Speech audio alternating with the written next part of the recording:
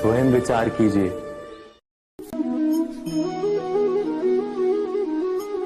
श्रेष्ठता का क्या अर्थ है? श्रेष्ठता का अर्थ है दूसरों से अधिक ज्ञान प्राप्त करना। अर्थात मूल्य इस बात का नहीं कि स्वयं कितना ज्ञान प्राप्त किया, मूल्य इस बात का है कि प्राप्त किया हुआ ज्ञान अन्य लोगों से कितना अधिक है। अर्थात श्रेष्ठता की इच्छा ज्ञान प्राप्ति को भी एक स्पर्धा बना देती है। और स्पर्धा में विजय अंतिम कब होती है?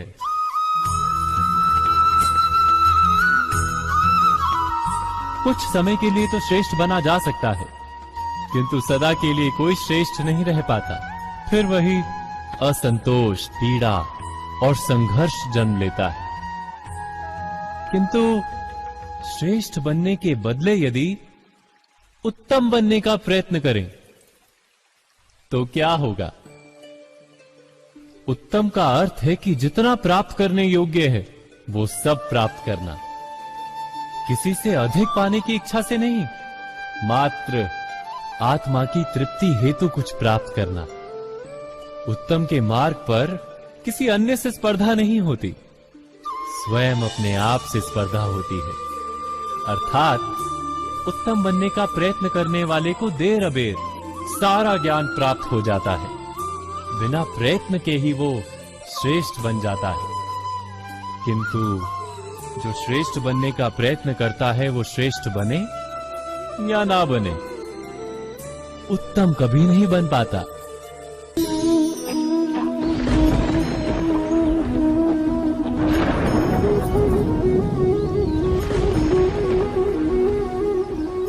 सपनों और पूर्वाभासों के आधार पर हम भविष्य के सुख दुख की कल्पना करते हैं। भविष्य के दुख का कारण दूर करने के लिए हम आज योजना बनाते हैं। किंतु कल के संकट को आज निर्मूल करने से हमें लाभ मिलता है या हानि पहुंचती है, ये प्रश्न हम कभी नहीं करते। सत्य तो ये है कि संकट और उसका निवारण साथ जनते, व्यक्ति के लिए भी और सृष्टि के लिए भी। नहीं, आप अपने भूतकाल का स्मरण कीजिए, इतिहास को देखिए, आप तुरंत ही ये जान पाएंगे कि जब जब संकट आता है तब तब उसका निवारण करने वाली शक्ति भी जन्म लेती है। यही तो जगत का चलन है।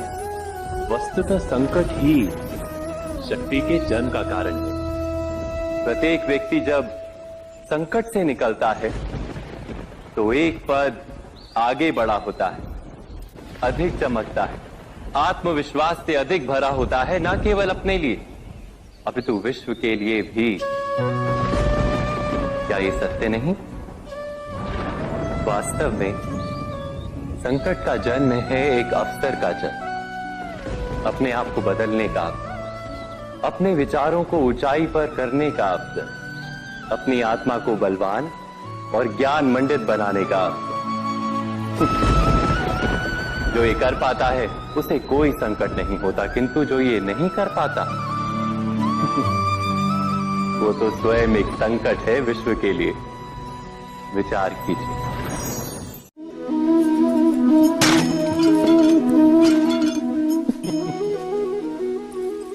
कभी कभी कोई घटना मनुष्य के जीवन की सारी योजनाओं को तोड़ देती और मनुष्य उस आघात को अपने जीवन का केंद्र मान लेता।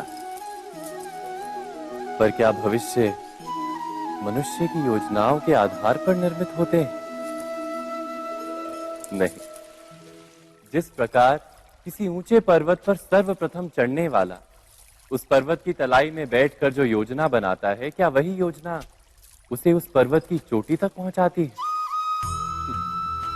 नहीं। वास्तव में वो जैसे जैसे ऊपर चढ़ता है वैसे वैसे उसे नई नई चुनौतियां, नई नई विडंबनाएं, नए नए अवरोध मिलते हैं।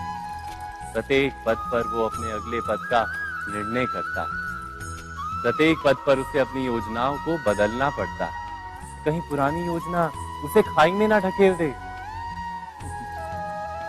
वो पर्वत को अपने योग्य नहीं बना पाता, केवल स्वयं को पर्वत के योग्य बना सकता है।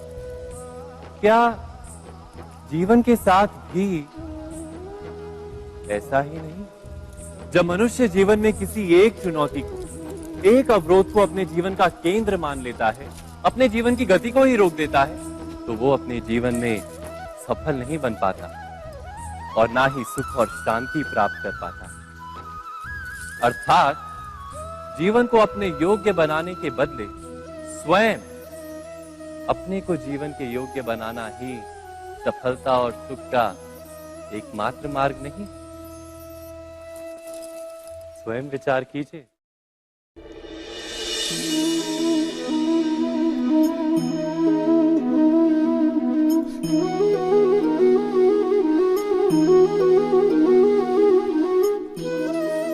जीवन का हर क्षण निर्णय का क्षण होता है। प्रत्येक पद पर दूसरे पद के विषय में कोई निर्णय करना ही पड़ता है और निर्णय अपना प्रभाव छोड़ जाता है। आज किए गए निर्णय भविष्य में सुख अथवा दुख निर्मित करते हैं, ना केवल अपने लिए, अपने परिवार के लिए भी, आने वाली पीढ़ियों के लिए भी। जब कोई दुविधा सामने आती है तो मन व्याकुल हो जाता है, अनिश्चय से भर जाता है।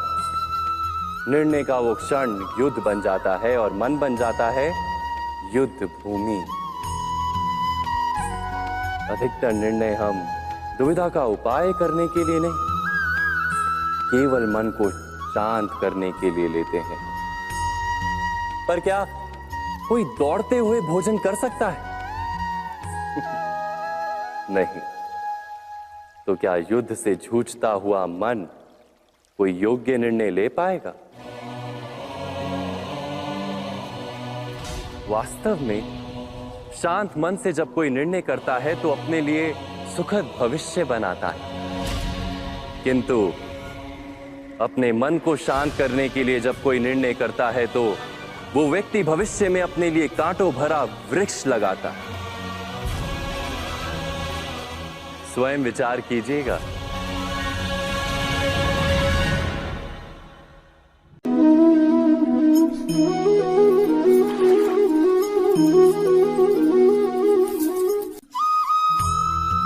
जीवन में आने वाले संघर्षों के लिए जब मनुष्य स्वयं को योग्य नहीं मानता, जब उसे अपने ही बल पर विश्वास नहीं रहता, तब वो सद्गुणों को त्याग कर दुर्गुणों को अपनाता है। वस्तुतः मनुष्य के जीवन में दुर्जनता जन्म ही तब लेती है जब उसके अंतर में आत्मविश्वास नहीं होता। आत्मविश्वास ही अच्छाई को धारण करता है। ये आत्मविश्वास है क्या?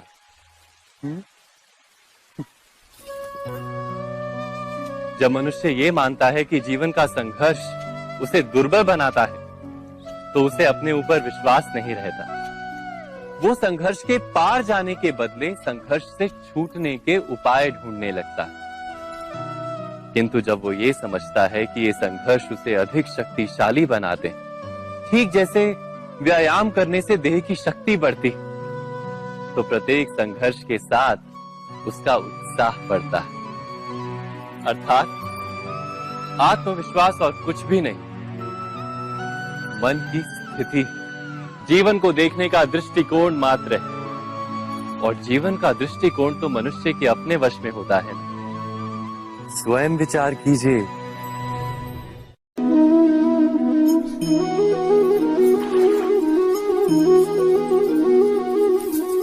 पिता सदा ही अपने संतान के सुख की कामना करते हैं, उनके भविष्य की चिंता करते रहते हैं।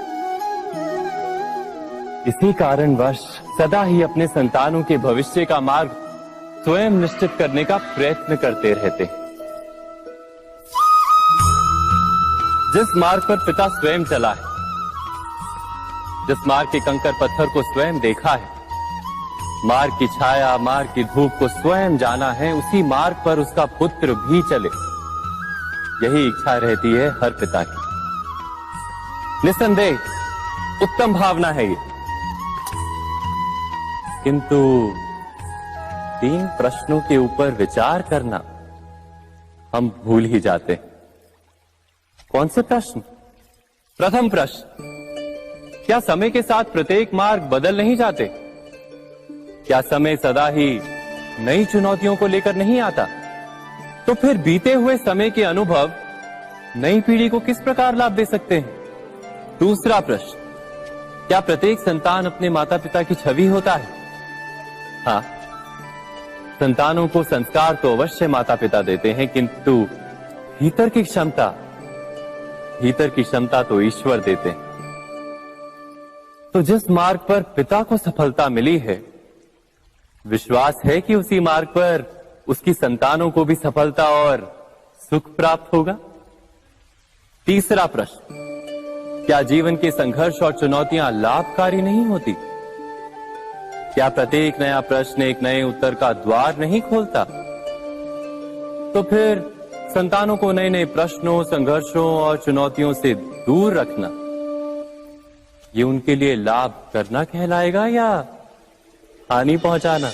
अर्थात जिस प्रकार संतान के भविष्य का निर्माण करने के बदले उसके चरित्र का निर्माण करना श्रेष्ठ है, वैसे ही संतानों के जीवन का मार्ग निश्चित करने के बदले उन्हें नए संघर्षों के साथ जूझने के लिए मनोबल व ज्ञान देना अधिक लाभदायक नहीं होगा? स्वयं विचार कीजिए।